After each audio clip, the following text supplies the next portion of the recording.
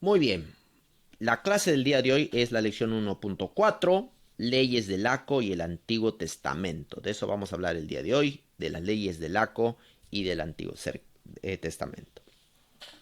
Es importante recordar, queridos amigos, que existen leyes anteriores a Moisés en el antiguo cercano oriente, que son de mucha importancia cuando se trata de comparar especialmente el Pentateuco con estas leyes, ¿no? Tenemos, por ejemplo, las reformas de Uruinimquina, un nombre muy simpático, si alguno está pensando en algún nombre para mascota, podría ser. Esta ley se dio alrededor aproximadamente entre el año 2570 al 2342 a.C., o sea, mucho tiempo antes de Moisés, casi 1000 años antes de Moisés. Luego tenemos las leyes de X porque no sabemos realmente quién es el que originó esta ley, no tenemos información, pero está documentado entre los años 2050 a 1800. Tenemos las leyes de Shnuna, que fueron escritas alrededor del año 1770 a.C. Las leyes de Ur-Nama entre los años 2112 a 2095 a.C., bastante antiguas, ¿no? Antes de Moisés. Tenemos las leyes de Lipit Ishtar entre los años 1934 a 1924 a.C. Y tenemos las leyes de Hammurabi, que posiblemente ustedes han escuchado en algún momento. Son las leyes más comentadas, porque representan un cuerpo más completo en realidad, y están más documentadas que las otras. eh, Entre los años 1792 a 1750. Casi, casi 300 años aproximadamente antes de Moisés. Así que todo este cuerpo de leyes, todas estas leyes fueron escritas antes de Moisés. Eso es un detalle muy importante que hay que tener en mente. Voy a sacar esto que causa ruido acá en la clase. Entonces, eh, y todas estas leyes ocurrieron en el contexto de Mesopotamia. Es decir, no ocurrieron en Egipto, en otras partes, ocurrieron en el contexto de Mesopotamia. Así que Mesopotamia es el contexto Sumer, que es lo que nosotros hemos visto, la cultura que se originó entre los ríos Éufrates y Tigris. eh, es el contexto apropiado para estas leyes. En una clase posterior vamos a hablar acerca de cómo la cronología de Mesopotamia puede ser comparada con la cronología bíblica, pero eso será posteriormente. Entonces, vamos a hablar un poquito más de Hammurabi. ¿Por qué Hammurabi? Porque, como dijimos, este es el grupo de leyes que quizá tiene más importancia porque representa están más completas. Es un repertorio, es el repertorio más completo de las leyes del antiguo cercano oriente en esos años, ¿no? Eh, y Hammurabi, como ustedes ven en este mapa en la izquierda, se movilizó y su reino se extendió entre las zonas de Kish, Isim, Nippur, Malgium, Shuna, Sipar y Mari. Y Mari. Mari fue conquistada por él. Uh, y en el lado derecho tenemos Elam, que Elam era como una especie de enemigo realmente, ¿no? Enemigo. Y también Ashur más al norte, también enemigo de Hammurabi.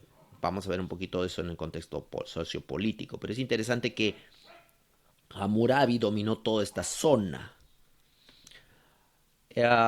Bruno Meissner fue uno de el doctor Bruno Meissner fue uno de aquellos estudiosos que postuló la teoría, la idea de que existía un cuerpo de leyes escrito por Hammurabi, un cuerpo completo. En ese tiempo todavía no se había descubierto el cuerpo completo de Hammurabi. No se había descubierto la estela donde están las leyes de Hammurabi. No se había descubierto. De paso, es interesante en esta foto ver un aspecto iconográfico interesante. ¿Qué es lo que ustedes ven en el... ¿Quién será este personaje que está sentado en el lado derecho? ¿Quién creen que es? Hammurabi. Nope, no lo es. Marduk, Marduk, el dios Belsasar. Marduk. Ese es el dios Shamash. Shamash. Y el que está acá es Hammurabi. Ahora, ¿qué cosa tiene él en su mano?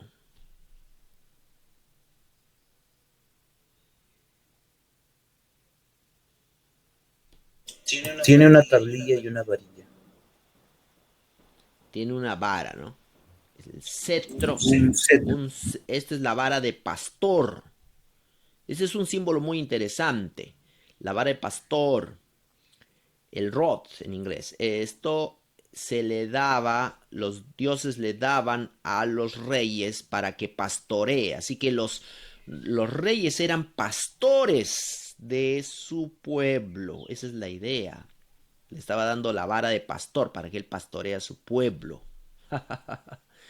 Esto es muy, muy interesante porque nosotros leemos muchos años después, ¿no? En el caso de Ciro, también esa idea de pastor, la idea de pastor, y también en el caso de Moisés, ¿no? Entonces, nosotros vemos ahí eh, esta representación de este símbolo del ser pastor, líder de una nación. Ahora, ¿cómo sabemos que este es Shamash? ¿Ven algo interesante en su peinado de este hombre?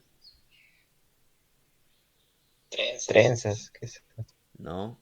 Estos son símbolos, de repente en una foto más adelante, son una especie de cuernos.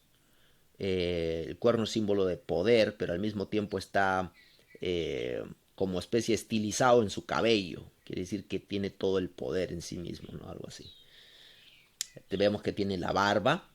La barba es un componente muy importante de autoridad. Todos los gobernantes en esa zona son dibujados con barbas grandes. De hecho, Israel también tenía la costumbre de llevar barbas largas, porque las barbas eran símbolo de autoridad. Ustedes recuerdan en el caso de David, cuando envió mensajeros a los amonitas, porque el padre, no me acuerdo el nombre del rey que murió, uno de los reyes amonitas murió, él envió mensajeros para consolar al nuevo príncipe heredero. Pero el nuevo príncipe heredero lo que hizo fue cortarle la barba. Les cortó la barba. Pecado capital, hermanos, cortarle la barba. Les cortó la barba y les cortó las vestiduras hasta las nalgas. Y así los envió. Y así que David, lo que hizo David fue... ¿Qué hizo David? A ver, ¿quién se acuerda lo que hizo David? ¿Alguien se acuerda? Les hizo que se quedaran en ese lugar para que sus ropas, incluso sus cabellos, sus barbas empezaran a crecer y luego volverían. Exacto. Les pidió que se quedaran en una ciudad de refugio, levita, ahí hasta que sus barbas crecieran. ¿Cuán importante era que las barbas crecieran, hermanos? Bueno, yo estoy siguiendo un poco ese estilo, ¿ah? Entonces, las barbas eran importantes en el mundo del antiguo cercano oriente. Símbolo de autoridad. Y las barbas trenzadas, porque ustedes van a ver las representaciones después de los gobernantes persas. Barbas trenzadas, ¿no? Estilizadas. Muy bien. Algo que aprender de ese mundo. Ahora, quizá para incógnita, a ver quién en algún momento me investiga un poco la posición de la mano de qué significará esta posición de esa mano. Y es algo muy interesante que todo esto tiene una explicación. No es así nomás porque sí. Incluso el asiento en el cual se encuentra Shamash, ¿no? Este asiento. Se puede hacer un estudio completo del asiento de Shamash. ¿Qué les parece? Esto es lenguaje pictográfico. Lenguaje pictográfico tiene grandes misterios, hermanos. Y cuando uno se pone a estudiar estas cosas en el contexto del antiguo cercano oriente, es increíble. Miren su cabecita de Hammurabi. Y después vamos a ver algunas representaciones para que entiendan un poco su cabecita de Hammurabi. Ok. Vamos a pasar entonces aquí. Entonces decíamos que Bruno Meissner fue uno de los que postuló la idea de que existía un código completo de las leyes de Hammurabi, que estaban en algún momento unidas, que estaban todos. ¿Por qué? ¿Por qué él postuló esa teoría? Porque se había descubierto muchas tabletas, como esta que está aquí, donde había porciones de las leyes de Hammurabi. Entonces, como se habían descubierto muchas porciones, pedacitos, estos estudiosos al momento de leer, estos asiriólogos al momento de leer estas leyes, pedacitos de esta ley, dijeron, parece que existe un código completo del cual estas porciones se originaron. Entonces él postuló esta teoría, que después otros estudiosos le dieron un poco más de importancia, y dijeron, sí, es posible, pero no fue sino hasta muchos años después, en el año de 1901, cuando la estela de Hammurabi fue descubierta. ¿Por quién? Por este personaje en la derecha, que está aquí en la derecha, con este bonnet, este sombrerito simpático, Gustave Jequier, que en una expedición francesa dirigida por el arqueólogo, bueno, no sé si arqueólogo, Jacques de Morgan, pero él era jefe del equipo arqueológico. En ese tiempo todavía la arqueología bíblica estaba en pañales, ¿no? En realidad lo que se llamaba arqueología bíblica era, o arqueología, claro, bíblica por así decirlo, era simplemente ir a hacer huecos y traer y descubrir lo que había ahí. Eso era arqueología, ir a agarrar con tu pico, tu lampa y empezar a picar hasta que encuentres algo. Eso era la arqueología en esos tiempos. Pero así lograron descubrirse estas cosas, hermanos. Increíble cómo se desarrolló la arqueología bíblica desde ese contexto, de esa metodología tan arcaica, pero así se descubrieron muchas cosas. En realidad, posiblemente una de las más importantes que tenemos hasta el día de hoy. Por ejemplo, la estela de Hammurabi. Lo interesante es que esta estela fue descubierta en Susa, en Khuzestán. Esto es interesante. ¿Por qué es interesante? Porque mira, vamos a ver si está en el mapa siguiente. Supuestamente el reino de Hammurabi, ¿no? Tendría que estar en esta parte que está en rojito, todo al inicio, todo esto que está acá, ¿no? Y Sipar debería haber sido el lugar donde de procedencia de este cuerpo legal de la estela de Hammurabi, pero Susa está acá, no sé, más de 300 de algo kilómetros me parece, desde acá, así que hay una distancia enorme entre ambos lugares. Y ahora la pregunta es, ¿por qué? Why? ¿Por qué tenemos la distancia entre estos dos lugares? ¿A qué se debe que la estela de Hammurabi fue descubierta tan lejos? ¿Alguna idea? A ver, hipótesis. Vamos, muchachos. La guerra, tal vez. Porque otros reyes utilizaron las mismas leyes, ya que estaban bien planteadas. Ok. Utilizaron las mismas leyes. Ok, otra. A la hora de sitiar esa ciudad, le quitaron su tesoro más preciado, que eran las leyes. Ah, interesante. Esa es la explicación. Lo que pasa es que Elam, como dije, era una especie de estado enemigo de aquí, del reino Hammurabi. En algún momento ellos lograron tomar esta ciudad y saquearon y se llevaron la estela de Hammurabi ahí. Eso fue, así 300 kilómetros, para que ustedes vean la importancia de esta estela. Así que este es el lugar de Susa. Y lo que ustedes están viendo aquí es una tumba familiar del periodo neoelamita. Tumba familiar, es una tumba. Y una foto en blanco y negro, porque así, miren cómo eran las excavaciones. Simplemente agarrar con tu pico y empezar a hacer hueco hasta que encuentres algo. Esto pertenece a los archivos del departamento, es así, a ver, yo no sé muy bien francés, no sé francés, Departement des Antiques Orientales, Musée du Louvre, algún día aprenderé. El francés suena muy hermoso, hermanos. Muy bien, entonces, aquí tenemos esto, en este contexto fue descubierto en esta ciudad fue descubierta la estela de Hammurabi, donde están sus leyes. Y aquí su profe ha estudiado con la ayuda del genio, para mí es un genio, el doctor Roy Gain, en el examen, este fue mi examen que me tomó para descifrar las leyes de Hammurabi. ¿Qué les parece? Y aquí estamos en la tablilla 11. Nos dio una tarde para traducir la tablilla 11. Entregar al día siguiente. Así que lo que ustedes ven acá arriba son los símbolos acadios. De solo verlos me empieza a dar un poco de migraña, dolor de cabeza. Muy complejo. Este idioma es muy complejo. Y hay sílabas.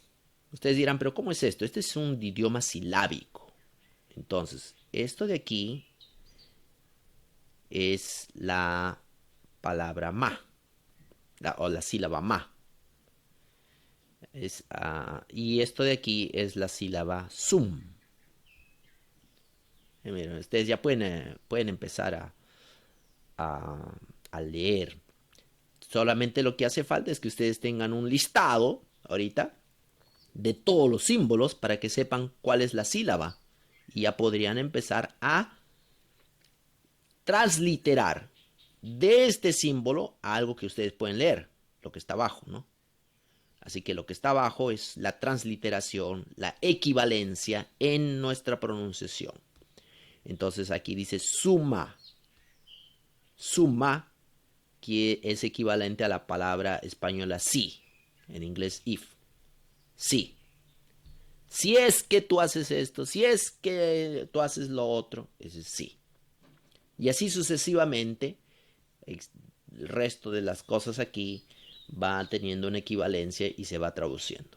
Y aquí dice, si el dueño pierde, etcétera, etcétera, si el dueño, y esto es muy importante, porque les coloqué aquí sí, porque las leyes de Hammurabi comienzan con este condicional. Si es que pasa esto, entonces pasará esto. Si pasa esto, pasa lo otro.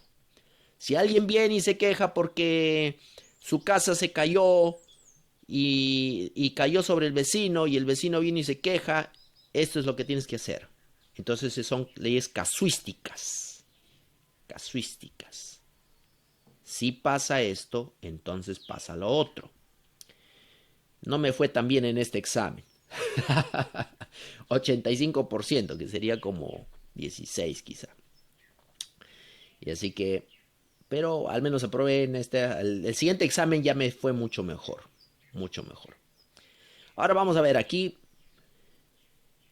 algo interesante. Vamos a viajar. Vamos a viajar. Viajemos. Amén. Vamos a ir a algunos de los lugares en los cuales Hammurabi dominó. Como ustedes ven, Elam es uno de ellos. Aquí Elam también logró dominar ciertas partes de Elam. Y aquí también vamos a ver uno de estos lugares. A ver, vamos a ver aquí. No es esta todavía. Hay algunos que tienen link. Este no es con el link. Este es. Vamos a ver. Agárrense los cinturones. Este viaje va a ser muy divertido. Todo depende de cómo están los motores del internet. porque la última vez no me funcionó tan bien en el explorador. Capaz va a demorar un poco con esto. Así que voy a pasar el link al otro. Con Safari no me funciona bien. Voy a ponerlo a... Oh, sí. Ahí vamos. Sí. Vamos. Ahí está. Entonces, estamos en esta zona, que esto es uno de los lugares donde Hammurabi dominó. Así que vamos a acercarnos más. Como ustedes ven, siempre un factor muy común a la orilla del río. En este caso el río Éufrates. A la orilla del río. Hasta el día de hoy vemos civilización a la orilla del río porque el río es muy importante. El agua. He ahí por qué los científicos quieren encontrar agua en Marte. ¿No es cierto? Si pensamos colonizar Marte, esa es la idea que los científicos tienen ahora, necesitamos agua. Bueno, no solamente ahora, toda la vida ha sido así. Necesitamos agua. Ahora vamos a acercarnos un poquito más.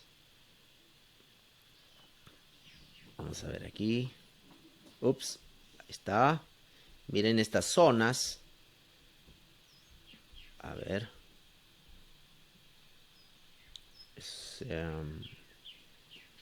Ustedes ven que está en el medio de la nada. Bueno, así es. Efectivamente, está en el medio de la nada. Es un desierto completo. Es un desierto completo.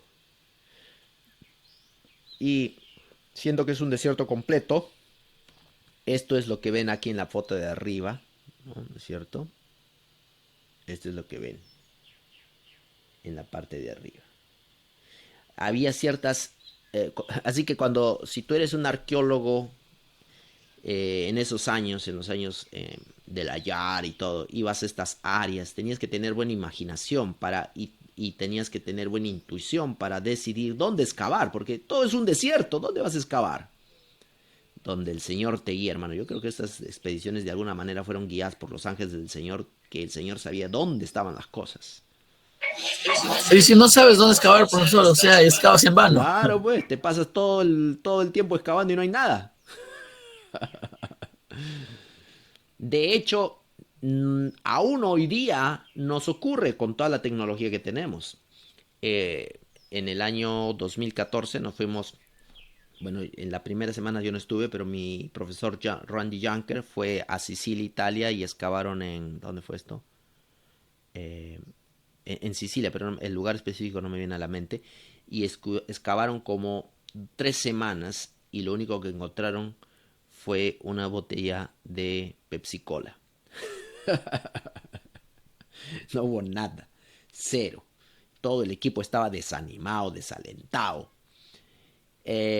Porque obviamente uno va para encontrar algo. Después cambiaron de lugar y ahí es donde yo llegué, en la nueva localidad, San Micheli, y es ahí donde descubrimos una villa cristiana que databa cerca, es posiblemente la comunidad cristiana más antigua en Italia, el lugar donde el apóstol Pablo estuvo. Pero bueno, eso es otra historia. El asunto es de que a veces cuando uno excava en estos lugares puede no encontrar nada y perder su tiempo, completamente, tiempo y dinero.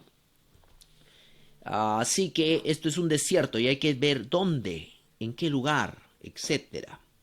En medio del desierto. Algunos lugares que están cerca de ahí tenemos Uruk, está en el mapa de arriba también. Uruk, Uma, Girsu, Nasiria, Lagash, Ur, todo eso que está arriba forma parte del contexto en el cual Hammurabi se desempeñó. Y uno de estos lugares interesantes es Tel Asmar.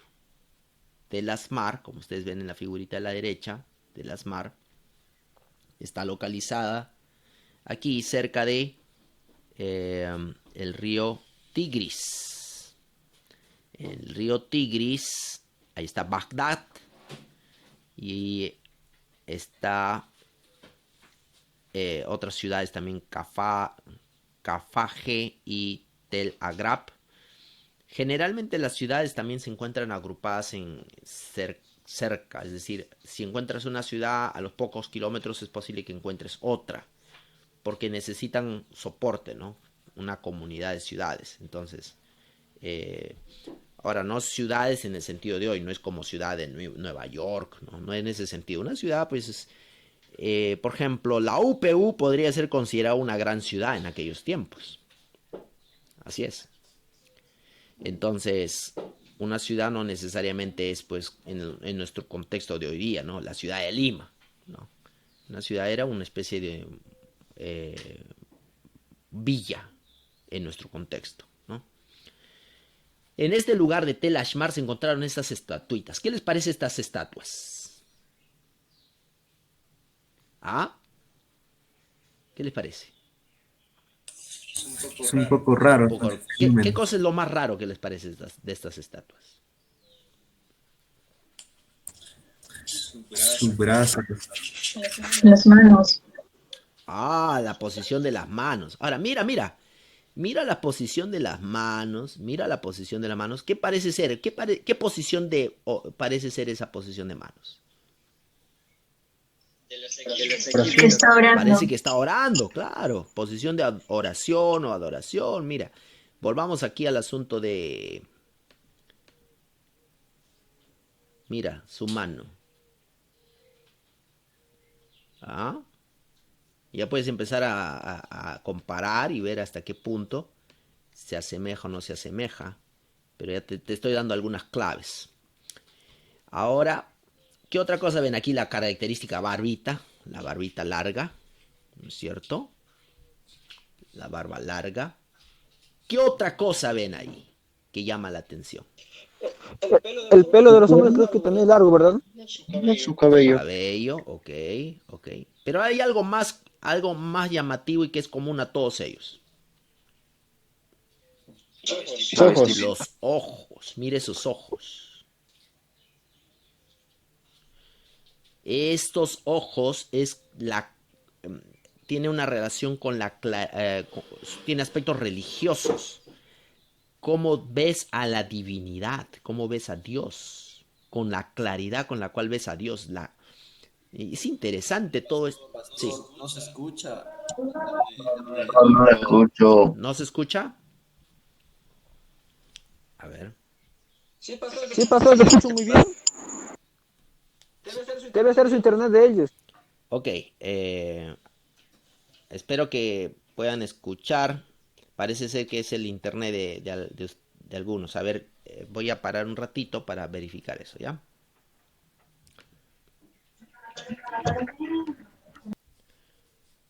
Muy bien, entonces estábamos hablando de las estatuas. Y aquí les he mandado, hay un libro en el Classroom que habla acerca de estas estatuas. Todo lo que habla es acerca de estas estatuas. Si alguien es curioso, les he colocado en la clase del día de hoy. Está en la clase del día de hoy para que ustedes puedan aprender un poco más acerca del significado de estas estatuas, de lo que ellas, en qué contexto fueron encontradas, etcétera, etcétera.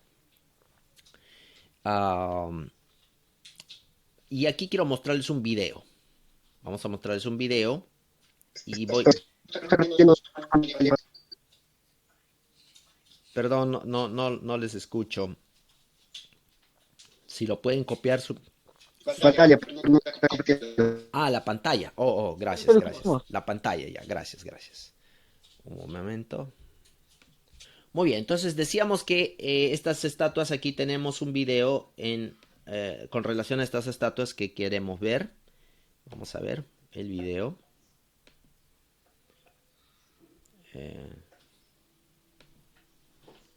Parece ser que hoy el internet no nos está ayudando mucho, ¿no?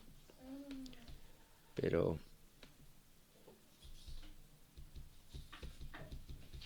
Ok.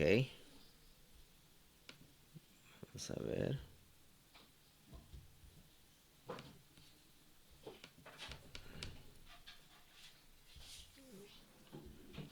Ok. A ver, vamos a... Clasp just below the beard. His shoulders are really broad, his upper arms very broad, and then there's very fine...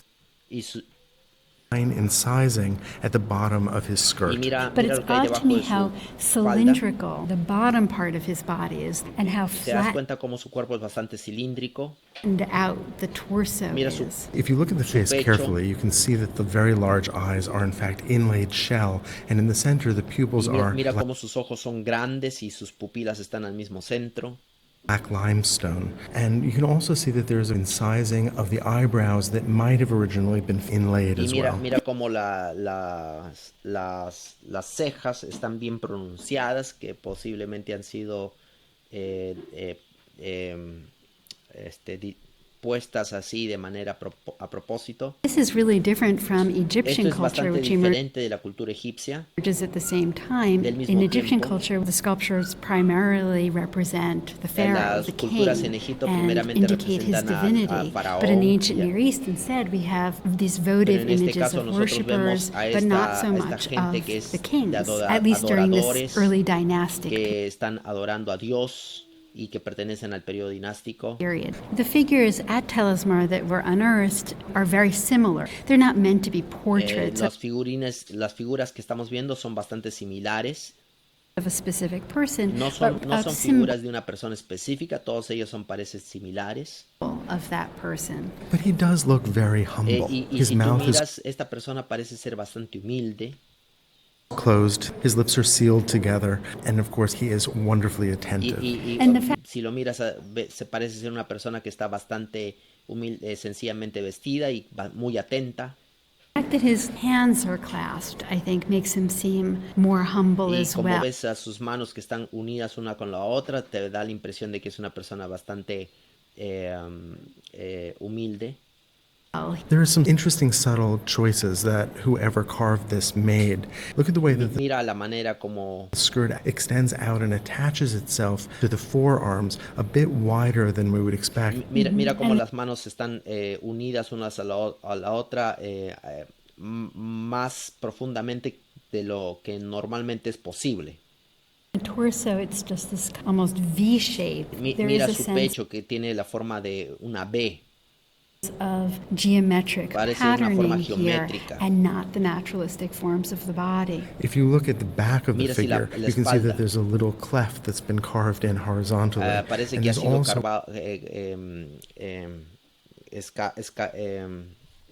no excavado, sino esculpido de manera horizontal. what seems to be the indication perhaps of a tied belt Y that mira, aquí hay una especie de cinturón. hangs down. You understand, I think, the artist's decision not to make a naturalistic figure because El artista que hizo esto lo hizo intencionalmente para demostrar un aspecto que no es natural, sino bastante abstracto. a naturalistic figure before the god might give a sense of someone just visiting, just passing through. Una persona, si el artista hubiera representado a alguien de manera natural, daría la impresión de que simplemente es una persona que está pasando enfrente de la divinidad. But this idea of a static, Pero esta es la symmetrical, idea de una persona frontal, que está wide-eyed viendo a Dios de figure manera gives a sense simétrica, of estática. timelessness, of a figure that is forever offering Da prayers la to the impresión de que god. esta persona está para siempre en la presencia de Dios. Muy bien, esto es un video de...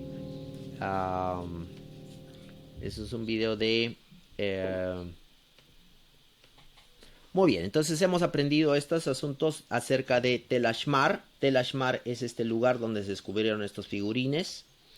Y si vamos a dónde está ubicado Tel Ashmar en Google Earth, esperamos viajar a este lugar a ver dónde está localizado Tel Ashmar.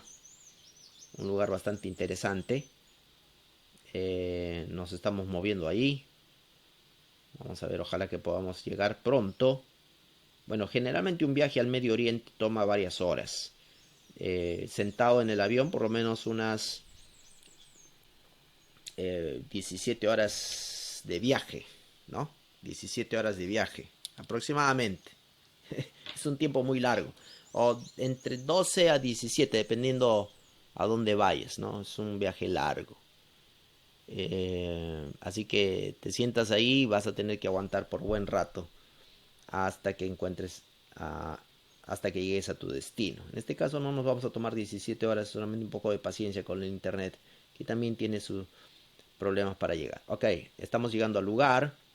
Este es el lugar de... Profesor, su pantalla, pastor, no está compartiendo. Oh, no estoy compartiendo. Ya, un momento. Perfecto, ya estamos en Teleshmar, el lugar de donde vienen estas estatuillas. Entonces, si miras aquí, tú te vas a dar cuenta de que es bastante grande en realidad. Es bastante grande. Está un poco lento mi internet aquí con el asunto de esta localidad, de esta presentación aquí de Google Earth. Consume bastante megas, parece. Pero quisiera llevarlos más o menos cómo se ve esto. Miren, es un tremendo lugar. Este Tel es una localidad muy grande.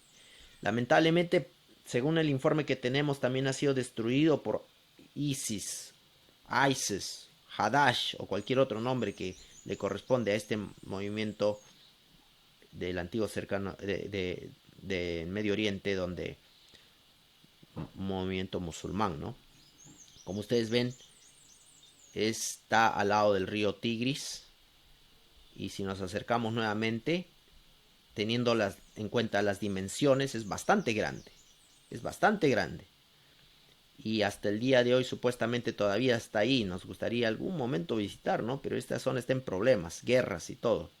Lo que se ve desde el espacio, según lo que he estado leyendo, son indicaciones de que ha habido bombardeos en esta zona. Así que posiblemente si algún día vayamos ahí vamos a ver destrucción, tal como hemos visto en otras partes de Siria y Irak, ¿no? Pero esto es la foto que al menos teníamos hace un tiempo atrás del lugar. Muy bien. Vamos a ir a que sigue. Muy bien. Estas son algunas de las cosas que se han descubiertas en este lugar. Lo que ven en la parte de arriba, de la derecha, es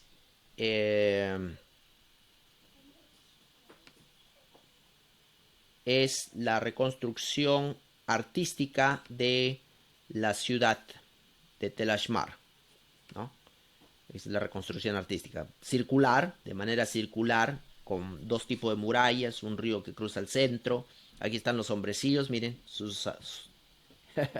esos ojos, no puedes olvidarte después. Y mira su cabello, no tiene, aquí no tiene, ¿por qué no tiene pelo este de acá? Interesante, es un poco diferente de los otros que habíamos visto. ¿Será que existe un diferente rango entre ellos? Porque a Hammurabi parece ser que no tiene cabello, ¿no? Parece ser que no tiene cabello. Si vas a la estatua de Hammurabi, pareciera ser que no tiene cabello. Se parece más a este hombre de acá. Y sus manos, la posición de las manos está más elevada, los otros están en la cintura, esta está más elevada, ¿no? Ahora mira la diosa, esta diosa, nos damos cuenta que es una diosa, su cabello, o el tipo de cuernos, estos son los cuernos, la diosa. También es una figura enorme, es una estatua enorme, mira cómo está representada. Y en el caso de esta figura que está aquí dice, ¿cómo dice aquí? Ciudad de Mari, me parece. Da el nombre de la ciudad. Esto es una cosa interesante porque cuando uno va a excavar estas zonas, no siempre se sabe cuál es el nombre de los lugares. Uno tiene que en muchos casos adivinar cuál es el nombre de este lugar. Basado en cómo se llama actualmente, en los documentos históricos, en la geografía, etcétera, etcétera. Tratar de ver cuál es el nombre. Pero es muy raro encontrar alguna indicación al nombre del lugar en el lugar. Y en este caso, nosotros tenemos una indicación del lugar. Este es el Mari. Aquí se llama el nombre Mari, así que le llamamos Mari. Aquí está el mismo nombre de la ciudad que está en esta escritura, en esta estatua. Y también se han encontrado muchas tablillas aquí. Las tablillas de Mari, que son muy famosas. Muy bien. Hablemos un poco del contexto en el cual el código de Hammurabi surgió. En este tiempo tenemos estos reinos, ¿no? El reino de Elam, tenemos Babilonia, lo que dominada por Hammurabi. Tenemos el reino de Mari, tenemos Katna, Yamhat, tenemos los hurrianos y los hititas más allá, y tenemos Siria. En ese tiempo Siria, Nínive, era simplemente algo muy pequeño en comparación al resto, ¿no? Así que había una especie de guerra contra el reino de Hammurabi. Elam estaba en guerra contra ellos. El mismo Asiria estaba en guerra contra ellos. Pero Hammurabi logró dominar todo esto. Logró dominar a Siria, logró dominar Eshnuna, Elam la subyugó, también Mari. Así que de tal manera que Hammurabi extendió su imperio, digamos, todo hacia el norte. Él extendió su imperio hacia el norte. De tal manera que sería algo así como esto. Esto es lo que pasó. Todo el imperio de Hammurabi sería todo lo que está en color morado. En ese tiempo, en el contexto sociopolítico internacional, lo que tenemos es los estados hititas, que estaban mucho más al norte, y los Hicsos, que estaban dominando Egipto. Como ustedes ven en marrón, estaban dominando Egipto. Algunos creen que esta es la época en la cual José surgió, en la época de los Hicsos. Pero eso es una discusión que vamos a tener más adelante. Así que Hammurabi hizo crecer su imperio. En el momento en que los Hicsos estaban dominando gran parte del antiguo cercano oriente, los hititas estaban muy lejos en el norte y Asiria prácticamente no tenía ninguna fuerza. Así que eso hay que tenerlo en mente. De tal manera que Hammurabi es un personaje de mucha importancia. De mucha importancia. Y ahora vamos a hablar acerca de las leyes de Hammurabi. Vamos a hablar acerca de sus leyes. ¿Cuán importantes son sus leyes y qué es lo que ellos significan para nosotros? ¿Ok? Por ejemplo, tenemos aquí algunas de estas leyes. Leamos. De esta manera tenemos las leyes de Hammurabi que distinguen entre clases sociales, por ejemplo, para la aplicación de los códigos de justicia. Si una persona noble hace ciego a otro noble, entonces debe ser castigado haciéndolo ciego también, ¿no? Eso es diente por diente, ojo por ojo, ¿no? Eso es lo que, un dicho muy famoso que se basa en las leyes de Hammurabi. Sin embargo, tengo que decirles que las leyes de Hammurabi no son completamente sui generis, es decir, ellas son muy parecidas a las otras leyes que ya hemos visto anteriormente. Hay otras leyes. Todas ellas comparten muchas cosas en común. Pero mira lo que dice aquí. Si una persona noble hace ciego a otro noble, entonces debe ser castigado haciéndolo ciego también. Ojo por ojo, ¿no es cierto? Sin embargo, si un noble hiere a una persona común, entonces solo debe pagar 60 shekels de plata. O sea, si tú eres común, yo soy noble, bueno, te tengo que dar solamente 60 shekels de plata y ya está, por tu ojo. Entonces había una diferenciación entre las clases sociales y el Código de Justicia establece esa diferencia. Eso es algo importante que hay que recalcar cuando nosotros comparamos las leyes de Hammurabi con la Biblia. De esta manera existen muchas regulaciones punitivas diferenciadas por clases sociales. Algo muy importante. Otro aspecto. Existe una variedad de leyes que regulaban los diferentes aspectos de la vida familiar, como la transmisión legítima de herencia, por ejemplo. Cómo se transmite la herencia. Y en esto por eso muchos estudiosos comparan las leyes de Hammurabi con la Biblia.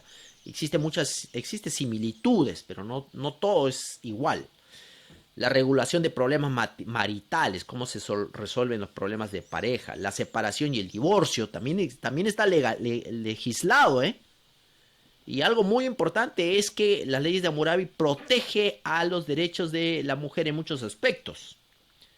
Normalmente existe una dote que los padres reciben del novio cuando se casan. Ahora esa dote no es para los padres. Esa dote pertenece a la esposa. De tal manera que esa dote puede ser reclamada por ella al momento de la muerte de su esposo.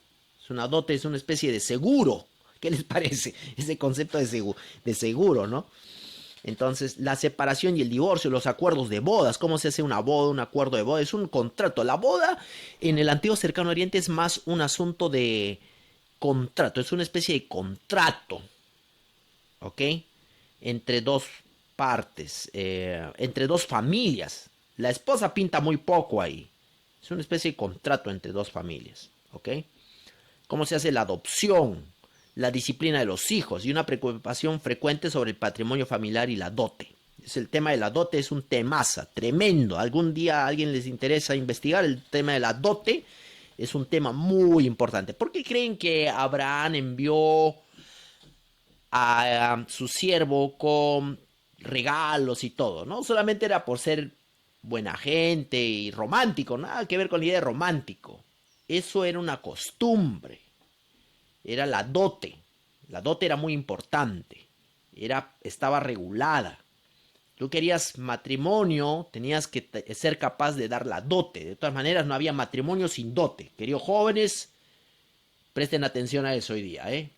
Creo que a algunos nos está yendo muy... No pagamos mucho en ese sentido, ¿no? La dote era muy importante. No había matrimonio sin dote, ¿ok? Una esposa podía perder su estatus debido a una conducta desordenada y irrespetuosa. Esto es muy importante porque el ser esposa era un estatus, no solamente era un asunto románticamente soy tu esposa, de mi amor eterno, sino que era un estatus. En tal situación perdía los derechos de esposa y era tratada como una esclava. Imagínate. Eso es lo que establece las leyes de Hammurabi. Presten atención a eso cuando comparamos con la Biblia. Ahora, normalmente la herencia familiar debía ser repartida equitativamente, pues después de la muerte del padre, los hijos debían seccionar igualmente la herencia, algo que nosotros parece que lo podemos comparar con alguna parte de la legislación del Pentateuco, ¿no es cierto? Sin embargo, en el Pentateuco también se habla un poco del primogénito. Aunque el padre intentase desheredar a un hijo por mala conducta, esto procedía si es que los jueces certificaban y avalaban la decisión del padre. Es decir, desheredar a alguien no estaba permitido. Había una necesidad de... Se podía hacer en el caso de la conducta si es que los jueces realmente estaban de acuerdo con eso. Así que nosotros vemos este asunto de jueces, ¿no? Es una idea muy antigua en realidad. El asunto de los jueces que se metían en asuntos de familiares, tomaban decisiones por problemas de la familia, también nosotros vemos eso. Incluso en casos de hermanos totalmente huérfanos de madres diferentes o huérfanos de padres diferentes, la heredad del padre, incluyendo la dote de sus madres, debía ser repartida igualmente. Incluso en estos casos, ¿no? Padres diferentes, hermanos de madres diferentes, etcétera. La dote y la herencia tenía que ser repartida igual. También los hijos de una mujer esclava podían heredar juntamente con los hijos legítimos si el padre lo reconocía como legítimo. Es decir, y aquí viene un asunto. El hecho de ser legítimo no solamente tenía que ver con ser mi hijo de carne, es decir, de sangre. El ser legítimo tenía que ver con un reconocimiento. El padre podría reconocer a un hijo que no era su hijo de carne y sangre como hijo legítimo, y eso era pasarlo a un otro estatus. Finalmente los hijos adoptados tenían derechos de herencia también. Todo esto, o sea, por eso es que algunos dicen, ¿no?, que Hammurabi trajo la modernidad un poco al mundo del antiguo Cercano Oriente. En su legislación nosotros vemos muchas de estas cosas que nosotros también hasta el día de hoy regulamos, pero en realidad están perdiendo de vista el hecho de que no fue Hammurabi solamente. En realidad es parte de la cultura del antiguo Cercano Oriente. Había muchas otras leyes antes de Hammurabi que ya regulaba muchas de estas cosas. Por ejemplo, tenemos a la ley de Shnuna, ¿no? Shnuna dice: en algunos casos otra persona tenía que reponer los bienes perdidos cuando estos le eran confiados. Cuando alguien te confiaba un bien, tú tenías que reponerlo. Por ejemplo, está esta cita que la voy a traducir. Dice: si un hombre da sus bienes a un naptaru, Naptaru es una especie de persona de una clase social para que lo guarde. Y el Naptaru entonces deja que los dioses, los bienes que le dio a él para que lo guarde se pierdan, sin evidencia que la casa haya sido que haya sido alguien haya entrado en la casa, que la puerta haya sido rota, que las ventanas hayan sido forzadas. Él deberá reemplazar estos bienes que han sido robados, ¿no? O que han desaparecido. En otras palabras, existe una responsabilidad por los bienes que eran confiados. Si a ti te han dado un bien y tu casa y no existe evidencias de que te han robado, debes reponer. Debe haber una reposición de los bienes. O sea, un concepto muy importante. Otra ley, por ejemplo, en Lipit Ishtar. En Lipit Ishtar establece que un hombre podía ser libre en caso de haber entregado doblemente por su libertad. O sea, tú podías pagar por tu libertad, al menos eso es lo que se presume, ¿no? No está claro si dicho pago podía provenir directamente del esclavo, aunque presumiblemente era así, ¿no? Entonces, si tú pagas doblemente por tu libertad, podías salir libre. Interesante. En los códigos de Lipit Ishtar se establece que el descuido de la propiedad privada que trajera consecuencias sobre la propiedad de los vecinos era castigado con la reposición de los bienes perdidos de las viviendas colindantes. Por ejemplo, si tú tienes una casa y no has construido bien tu casa, y tu casa se cae sobre la casa del vecino, tú eres el culpable y tú tienes que pagar por no haber construido bien tu casa. Así que existe una responsabilidad. Esto es parte de... Mi padre es arquitecto y le comenté esto y le gustó mucho este código. Me pidió que le mandara de dónde provenía, porque esto es parte de código arquitectónico, ¿no? ¿Cómo se llama? Las leyes que regulan la construcción, código de construcción. La responsabilidad, cuando tú construyes, tienes que ser responsable por lo que construyes. Si lo construyes mal, tienes que pagar, existe una penalidad por construir mal. Y esto está en Lipit Ishtar, tan antiguo como 1930 a.C. ¿Qué les parece? Así que lo que vamos a hacer ahora, son 8:25, 9:25. Lo que vamos a hacer ahora Slash, creo que dijo, no, recuerdo muy bien, si puede compartir pantalla, mencionó algo sobre la dote, sobre la herencia que dejaba el padre a sus hijos legítimos o adoptados. Entonces, pareciera que hubiera muchas semejanzas respecto a estas leyes y que se podría decir, ¿no? Como usted comentó, que el pueblo de Israel adoptó a ser una de estas. Y al final, ¿cuáles son las conclusiones que se dan respecto a esto? Sí, lo que yo quisiera en este momento, justamente antes de ir a esa parte, va a ser la conclusión de la clase. Primero quisiera que ustedes revisen un poquito los códigos de Hammurabi, léanlos, no van a poder leer todo, pero léanlo lo más que puedan, y luego voy a comentar a cómo explicar este asunto de semejanzas y diferencias, ¿ok?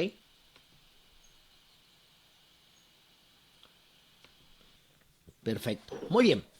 A ver, jóvenes, ¿qué semejanzas, qué diferencias, qué encontramos entre el código de Hammurabi y las leyes de la Biblia, lo que encontramos en la Biblia? A ver, comentarios. Vamos.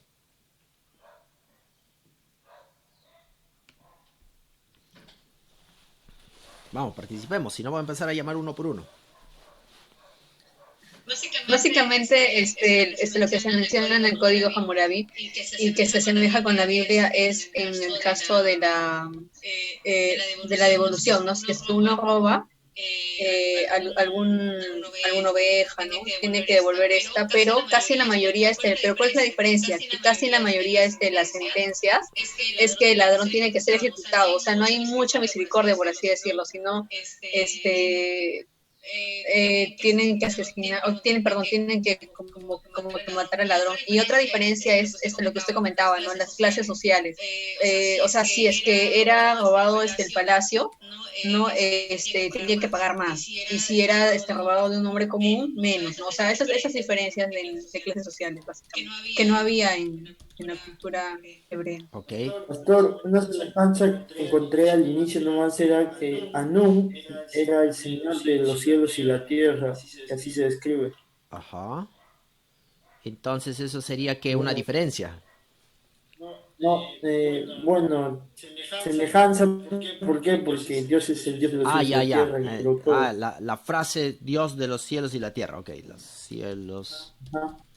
y la tierra. Esa frase. Moisés y ese patita Numran, Dios de los... Hammurabi. Hammurabi, ok. Ok. También, pastor, que los códigos de Hammurabi eran muy legalistas, ¿no? Los mandamientos de Dios no son legalistas. A ver, explícate un poquito más. ¿Cómo lo entiendes como por legalistas? Como dijo un poco Erika, muy estrictos, ¿no? Muy estrictos a un punto de llevar a la muerte incluso, ¿no? En cambio, Dios tiene sus leyes, pero sus leyes no son para darnos muerte, sino para darnos salvación.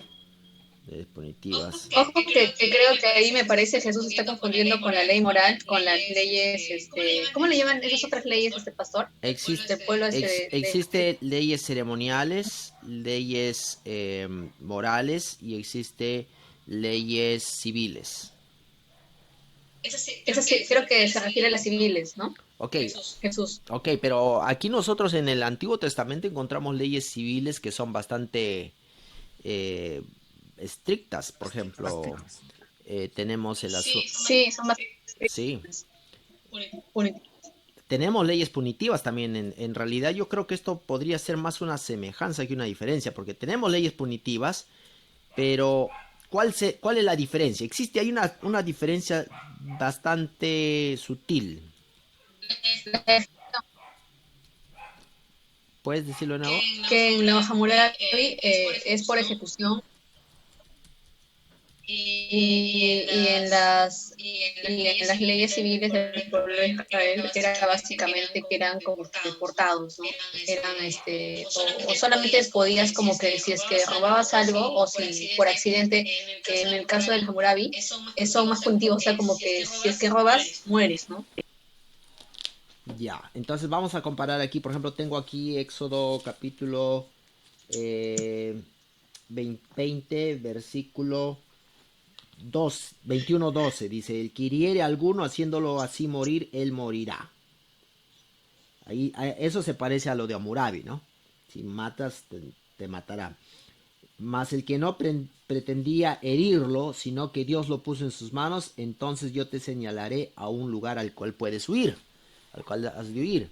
Entonces ahí viene el asunto que se diferencia con las leyes de Hammurabi.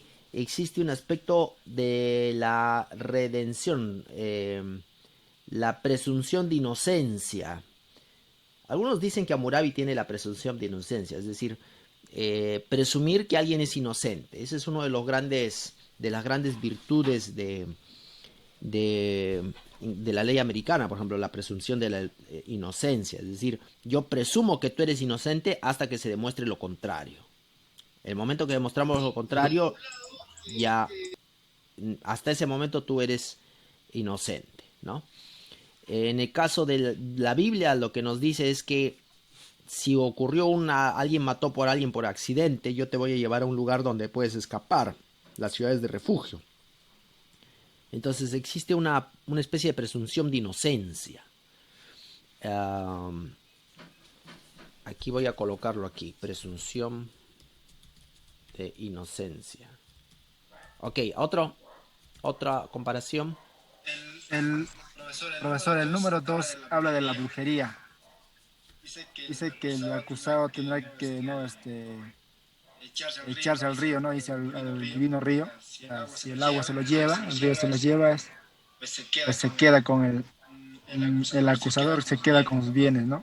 Y si pasa lo contrario, si no se lo lleva al río, pues el acusador es ejecutado y... Ok, entonces están perfecto. Entonces existe o están basadas en la superstición, en algunos casos, ¿no? Existe bastante superstición. O acusación en base a pruebas también, porque era muy extraño, ¿no? Porque, o sea, tenías que probar si la otra persona hacía hechicería o si la otra persona había robado algo. Entonces era como que si no probabas, te acusaban muerto, ¿no? O sea, Y es muy extraño porque, o sea, yo cómo voy a probar que alguien es hechicero, o sea, que todo con testigos, porque en ese entonces no se tomaban, o sea, pruebas físicas, ¿no? Como, no sé, y que el río como que determinara si esta persona se salve o no, eso también es muy extraño. Entonces, la Pastor, diferencia es que, pastor, déjeme concluir ahí, la diferencia está que las leyes, ellas están de Hammurabi están mezcladas con superstición, pero en la Biblia están basadas en hechos, ¿no? Ok, sí, sí, ahora sí, ¿quién quería hablar? Pastor, aquí encontré algo que no sé si esto es antes, yo creo que sí es antes de Abraham, ¿cierto? Con su esposa Sara. Porque aquí habla mucho de que si la mujer es estéril, puede darle a su esclava a su esposo, ¿cierto? Claro, claro. Pero ella no puede ser igual a su esposo. Entonces eso proviene de allí, ¿cierto? Si no me equivoco. Claro, eso es una de las... entonces, hay mucha gente que habla de Ugarit y de este asunto que se ha descubierto varios escritos en Ugarit que hablan de este tipo de leyes. Pero este tipo de leyes es bastante antigua. Como vemos a Hammurabi 1700, incluso mucho antes de Abraham, había leyes que más o menos regulaban en ese sentido, ¿no?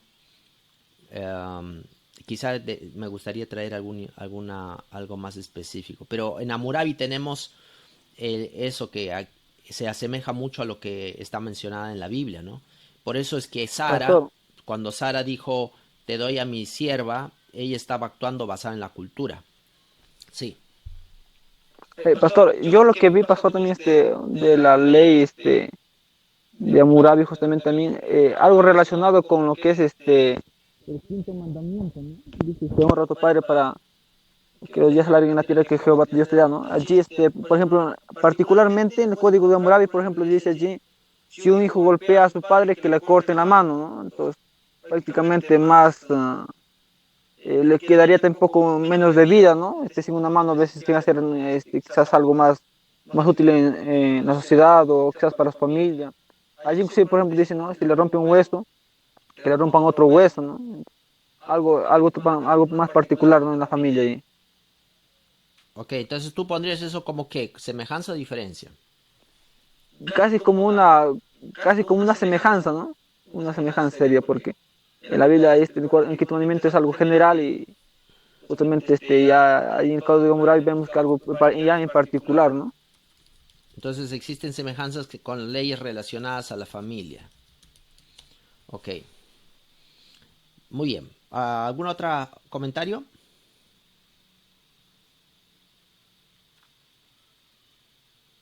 Muy bien. Quisiera yo hacer una pequeña conclusión aquí. ¿A qué se deben? Bueno, existen semejanzas y existen diferencias, obviamente. Pero lo que nosotros tenemos que tener en cuenta en esta comparación es lo siguiente, que la Biblia no fue dada en un vacío cultural. Eso es muy importante. ¿Por qué? Porque la Biblia nosotros leemos en Juan 1:1, en el principio era el verbo y el verbo era Dios. Y el verbo estaba con Dios y el verbo era Dios. Y este verbo, ¿qué pasó con el verbo? Vino al mundo, ¿no? Nació como ser humano y la luz vino a las tinieblas, ¿no? Las tinieblas no quisieron recibirlo. Entonces se encarnó, hubo una encarnación. Ese asunto es muy importante. ¿Por qué? Porque lo que vemos es que cuando hablamos de la cultura, no es que Dios nos revela, ¿no? Nos dice cosas que están desconectadas de la cultura, su ley completamente desconectada. Nosotros estamos en este planeta y Dios está allá en alguna parte del universo y Dios nos dice esto es lo que hay que hacer y nosotros no sabemos a qué se refiere Dios porque no conocemos su cultura, la cultura de Dios. No conocemos la cultura de Dios. No, así no funciona esto. En realidad lo que pasa es que Dios se manifiesta al hombre en el lenguaje del hombre. Él escribe los mandamientos en el lenguaje del ser humano, ¿no? Utilizando el lenguaje del hombre, utiliza las palabras del ser humano y se refiere a cosas que el ser humano conoce. Entonces, Él comienza por lo conocido. Ese es un principio muy importante. Dios comienza por lo conocido para llevarle a lo desconocido, a lo que no conoce. Él comienza por lo conocido. Entonces, por ejemplo, cuando Dios habla acerca del esclavo, el versículo que hemos leído hoy en la mañana en el culto, Él comienza hablando de lo conocido para llevarlo a lo desconocido. ¿Y cuál es lo desconocido? Lo conocido es que hay esclavitud. ¿Y para qué lo lleva? Lo lleva al concepto de la libertad en Cristo que tenemos, ¿no? Al séptimo día, el séptimo año, el esclavo va a ser libre, va a ser liberado. Es un concepto espiritual, ese es un concepto que tiene que ver con este reino de Dios, que está más allá de nuestra esfera, ¿no? Pero es un concepto espiritual. Entonces, ¿qué hace Dios? Utiliza el lenguaje conocido, las cosas que el ser humano conoce, utiliza incluso hasta sus propias leyes, las leyes que el ser humano conoce, pero las transforma, y ahí viene el asunto transformador de la revelación. Dios transforma eso al punto de que utiliza esa estructura, la estructura externa parece ser la misma, pero no, Él cambia por completo el interior de tal manera que lo lleva de lo conocido a lo desconocido y le dicen, esto vas a hacer, pero te voy a añadir esto. Y al añadirle el asunto de liberarlo cada 7 años, Dios añade algo que el ser humano nunca hubiera pensado, porque no tenemos esta ley en Hammurabi. No tenemos esta ley de la libertad del esclavo cada 7 años. No la tenemos. ¿Ah? Y Dios lo revela a Moisés y le dice que así tiene que ser. Entonces Dios utiliza lo conocido, lo que el ser humano conoce, para revelarle lo desconocido. ¿Ok? Entonces, y de manera semejante, nosotros vamos a encontrar muchas otras leyes que se parecen, sí, a Hammurabi. O sea, tienen algún parecido a Hammurabi, a este cuerpo de leyes de Hammurabi, se parecen en algún aspecto, pero si uno las compara más de cerca, se va a dar cuenta que no son lo mismo, no tienen nada que ver. Por ejemplo, un aspecto que ustedes han mencionado es que la superstición es un aspecto interesante en las leyes de Hammurabi, en algunas de ellas, ¿no? La superstición, en el caso de la Biblia, no se ve eso, no se ve el asunto de la superstición. El juicio está basado en hechos. Ahora, el otro concepto importante que nosotros vemos es que si hay alguien que la presunción de inocencia, digamos, yo cometí un error, ¿no? Se cometió un error, la Biblia establece la posibilidad de una redención, de un Goel. En el Antiguo Testamento se habla mucho del Goel. Se habla del Goel, que es el redentor. Se habla de la posibilidad de que esta persona pueda ser redimida. Y eso es posible, la posibilidad de la redención. Este concepto de ser redimido no está en el Hammurabi. No hay el concepto de redención, de que puede ser redimido. No está en las leyes de Hammurabi. Es pena.